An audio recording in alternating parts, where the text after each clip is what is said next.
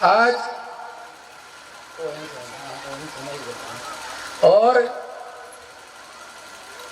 आप लोगों ने इस बवोरी क्षेत्र में जहां पर आज जगतगुरु शंकराचार्य भगवान की एकात्म यात्रा इस नगर में पहुंची है, आपने महाराज जी के द्वारा सुना कि आज जगतगुरु शंकराचार्य भगवान ने संक्रमण काल के परिस्थिति में सनातन धर्म को स्थापित करने के लिए दिग्विजय प्राप्त की थी।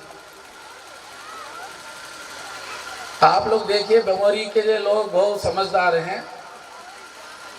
ON शर्मा जी ने आप लोगों के लिए भोजन की व्यवस्था जरूर की है, लेकिन एक बात आप लोगों को शायद पता नहीं है कि जो भोजन आप लोगों के लिए तैयार हुआ है, उस भोजन में आप लोगों के लिए जो सब्जी जो खाने के लिए बनाई गई थी, वो सब्जी भट्टी पे उतारते समय उसका तपेला नीचे गिर गया।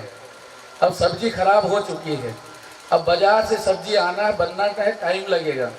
और आप लोग भगवान शंकराचार्य के बहुत अच्छे भक्त हैं कि उनका प्रसाद लिए बिना आप लोग जा नहीं सकते हैं, इसलिए आधा घंटा तो लगेगा ही कम से कम। तो आपको भी बैठना है और आपको हमको भी सुनना है। बोले जगतगुरु शंकराचार्य भगवान की।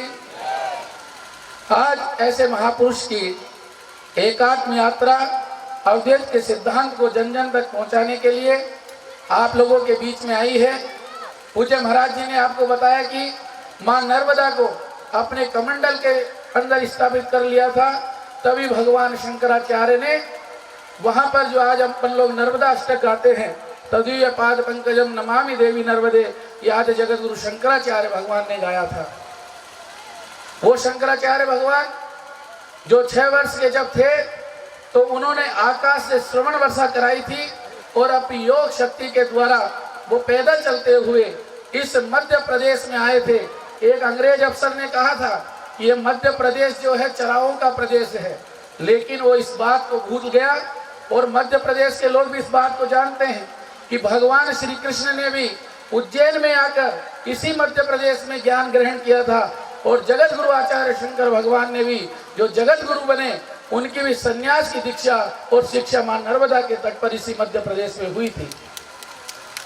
आज वही भगवान शंकराचार्य की एकात्म यात्रा उनके सिद्धांत को जन जन तक पहुंचाने के लिए अपन लोगों के बीच में आई है।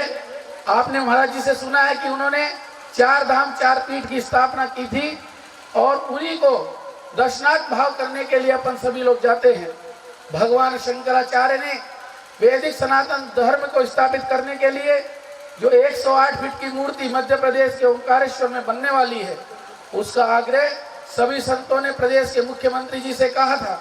मुख्यमंत्री जी चाहते तो उस मूर्ति को अकेले भी बना सकते थे सरकार के द्वारा, लेकिन उनके मन में एक अच्छा सुंदर भाव आया कि मैं चाहता हूं कि भगवान शंकराचार्य का जो अद्वैत का सिद्धांत है वो जन जन तक पहुंचे। और वो अच्छा संकल्प उनके मन में आया, उसी की आज परिणति है कि आज आपको इतने संतों के दर्शन आपके गांव में हो रहे हैं। यही एकात्म भाव का सिद्धांत है।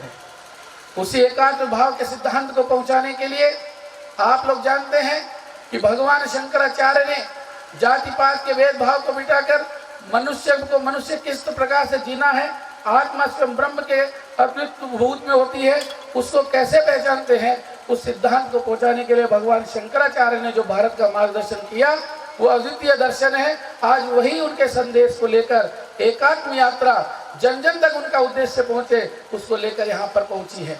आप लोग जानते हैं जो 4 धाम 4 पीठों की जो स्थापना आज जगतगुरु शंकराचार्य भगवान ने की थी, आप लोग सभी लोग जानते होंगे कि श्रवण कुमार की कहानी आप सब लोगों को पता है। श्रवण कुमार अपने माता पिता को अंधे माता पिता को कंधे पर बिठाकर 4 धाम की यात्रा कराने के लिए लेकर गया था, लेकिन हमारे प्रदेश के सदस्य मुख्यमंत्री जी ऐसे हैं कि प्रतिवर्ष लाखों लोगों को ट्रेन के माध्यम से उन्हीं 4 धाम की यात्रा कराते हैं। वही भारतीय वैदिक परंपरा को एकात्म भाव को, उसमें मुख्यमंत्री जी कभी ये नहीं पूछते कौन किस जाति का है, अपने आप एक पुत्रत्व भाव रखकर सबको दर्शन कराते हैं। भारतीय वैदिक परंपरा में अगर देखा जाए तो महाराज जनक के यहाँ से सामूहिक विवाह की प्रकाष्ठा प्रारंभ हुई थी। आज उसी प्रकाष्ठा को आगे बढ़ाते हुए हमारे प्रदेश के सदस्य मुख्यमंत्री जी सामूहिक कन्याओं का विवाह है, किसी जाति पात का भेदभाव नहीं रखते और महाराज जनक की इस परंपरा को बढ़ाते हुए, एकात्म भाव के सिद्धांत को बढ़ाते हुए आज वो लाखों कन्याओं का विवाह प्रतिवर्ष कराते हैं। आप लोग जानते हैं महाराज सबके संतों के चरणों में माननीय मुख्यमंत्री जी ने प्रार्थना की, मैं चाहता हूं मूर्ति तो बनना आपके आशीर्वाद से निश्चित है ही, लेकिन भगवान शंकराचार्य का जो उद्देश्य है वो जन जन तक पहुंचे और उसी सिद्धांत को लेकर सर्वे भवन्तु सुखिनः सर्वे सन्तु निरामया सर्वे भद्राणि पश्यन्तु मा कश्चित् दुःखभाग् भवेत्, वही जन जन तक पहुंचे। ये सभी महापुरुष आपको उसी का आपका मार्गदर्शन करने के लिए अपन लोगों के बीच में आए हैं। अपन लोग बहुत सौभाग्यशाली है, जब मनुष्य को प्यास लगती है तो पानी पीने के लिए वो नदी कुएं कूप आदि के ऊपर जाता है, लेकिन आज तो इतने संत साक्षात धर्म रूपी कुआं चलकर आप लोगों के पास में आया है। आप उसमें से कितना ग्रहण कर सकते हैं ये आप लोगों के ऊपर निर्भर है। आप सभी लोग, अंत में मैं आप लोगों से एक नारा लगाना चाहता हूँ। पहले मैं बोलूँगा हर हर शंकर, आप लोग बोलेंगे घर घर शंकर, मैं बोलूँगा घर घर शंकर, आप लोग बोलेंगे हर हर शंकर। सभी लोग दोनों हाथ ऊपर उठाकर बोलेंगे हर हर शंकर, हर हर शंकर, हर हर शंकर, घर घर शंकर, घर घर शंकर, घर घर शंकर। हरिओम। बहुत बहुत नमन, बहुत बहुत अभिनंदन आदरणीय महामंडल।